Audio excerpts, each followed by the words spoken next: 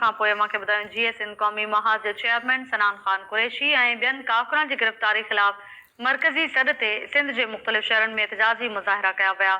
गंबट, हिंगोजा, कंदकोट ऐं ॿियनि शहरनि में जस्कम कारकुननि हथनि में ज़ंजीर ऐं मुंहं ते कारियूं पटियूं ॿधी एहतिजाजी मुज़ाहिरा कया। इन ते वधीक ॻाल्हायूं पोइ हिंगोजा मां अब्दुल जब्बार चांग असां सां लाइन ते मौजूदु आहे। जी अब्दुल जब्बार, अव्हां वटि कहिड़ा तफ़सील आहिनि?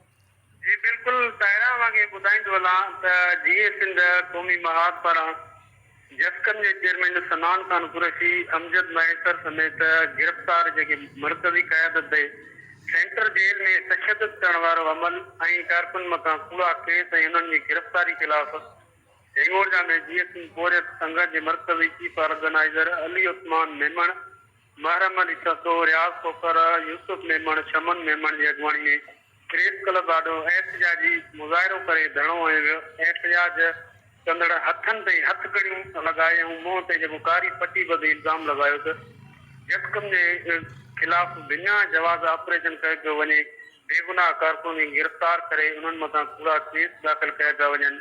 हिननि चयो त जस्कम जे मरकज़ी चेयरमैन सनान ख़ान कुरैशी, अमजद ख़ान मैसर समेत गिरफ़्तारी जेके अॻुवान आहिनि उन्हनि मथां जेल अंदरि तशद्दुद कयो पियो वञे, जेको कंहिं बि रीत बर्दाश्त न कबो। हिननि चयो त सचूं ते बहरिया टाउन मंसूबो सिंध दुश्मन मंसूबो आहे। हिननि उन जेको धरणो आयो उन्हनि ख़िलाफ़ सिंध जे मुख़्तलिफ़ शहरनि में अञा ताईं गिरफ़्तारियूं जारी आहिनि।